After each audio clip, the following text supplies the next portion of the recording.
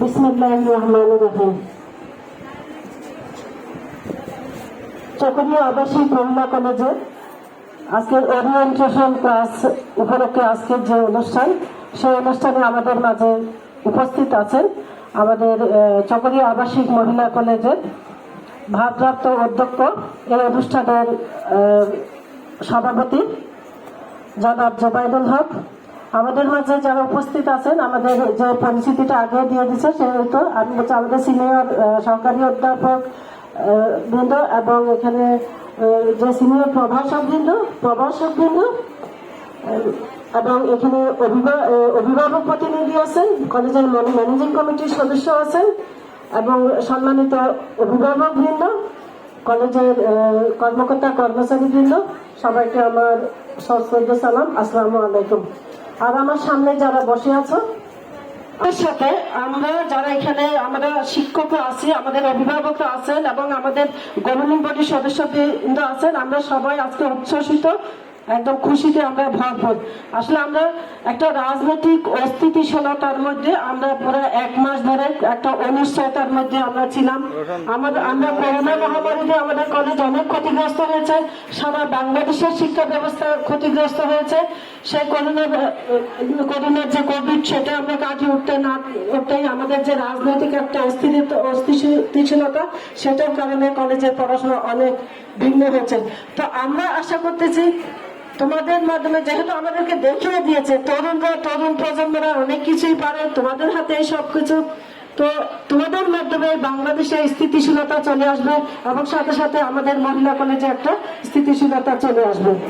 তো এই যে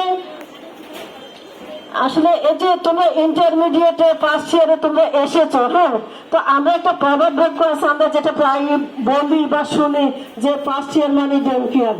তোমরা কি ড্যামকেয়ার হবে? নিশ্চয় না, আমরা দেখিয়ে দেব। আমরা সেটা দেবো। আমরা যেমন দেশ গড়ার কাজে, যে আজকে রাস্তাঘাটে আমি তারুণ্যের যে উচ্ছ্বাস দেখতেছি, যে আসতেছি, কোনো ট্রাফিক পুলিশ নাই, কোন আইন শৃঙ্খলা বাহিনীর লোক নাই, কিন্তু আমাদের আইন শৃঙ্খলা রক্ষা করতেছে আমাদের তরুণরা এবং তোমাদের বয়সী তরুণরা বা তোমাদের চাইতে একটু বড় বা তোমাদের নিচে যারা তারা।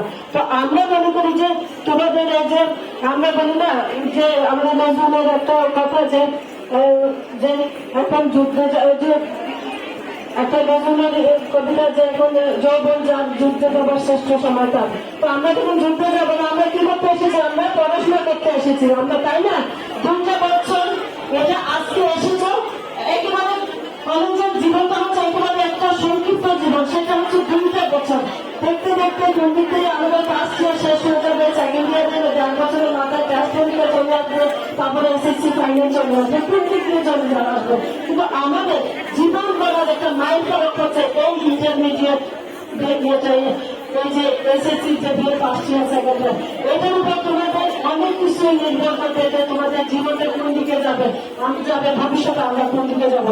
সুতরাং আমরা বলবো এই 2টা বছর তোমরা হেলাফেলায় কাটাবে না। এসেছো তোমরা আমাদের কলেজে যথারীতি ক্লাস হবে এবং তোমরা এখানে কিভাবে পড়াশোনা চালিয়ে যাবে।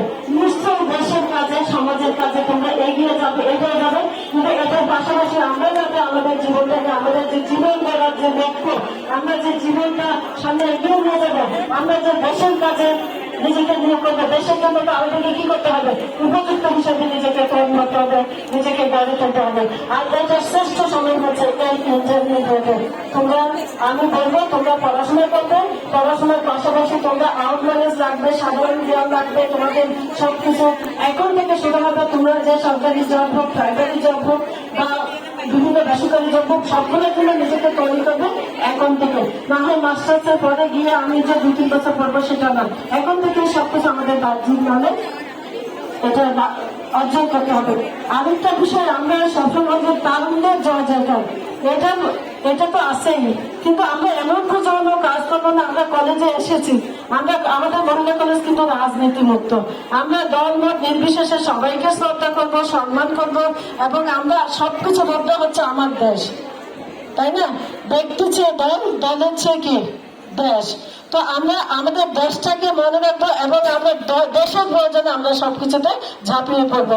দলমত আমাদের থাকবে, আমরা সেটা বাহ্যিক ব্যাপার, আমরা রাজনীতি করি, আমরা বা দায়ী হিসাবে যাতে তোমাদেরকে স্মরণীয় রাখতে পারে।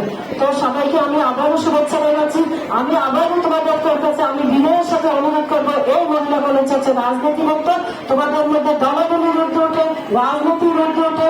আমরা আমাদের কলেজকে সবার ঊর্ধ্বে স্থান দেবো, আমরা আমাদের দেশকে স্থান দেবো, এবং কোনো যদি কারোর সাথে বিরোধিতা হয়, বর্ধিতা হয়, সেটা নিয়ে আমাদের প্রিন্সিপাল আছেন, ওনার সাথে আলাপ করবে, টিচাররা আছেন, সম্মানিত টিচাররা, ওনাদের সাথে আলোচনা করবো, এবং আমরা সবাই মিলে একটা সমাধানের দিকে আমরা নিশ্চয়ই আগাতে পারবো এই প্রত্যাশা রাখি।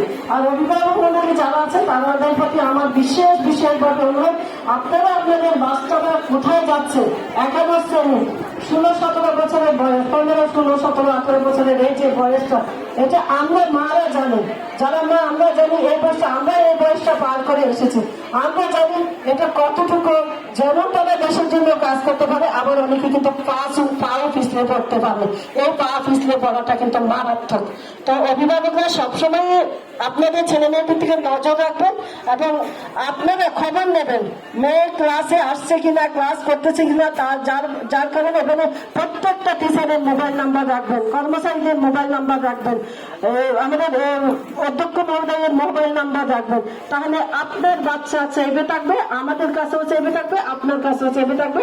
আমরা আপনার বাচ্চার নিরাপদ জীবন ব্যবস্থা নিশ্চয়তা করার জন্য আমরা এখানে আছি। আমরা সেবক নই, আমরা কলেজের টিচার, আমরা সেবা দানের জন্য এসেছি। তো এই বিষয়টা সবাই মনে রাখবেন। তো আবারও শুভেচ্ছা, আবারও ধন্যবাদ সবাইকে। মহিলা কলেজের যাত্রা, আজকের এই যাত্রা সামনের দিকে এগিয়ে যাক। জয় হোক মহিলা কলেজে, জয় হোক।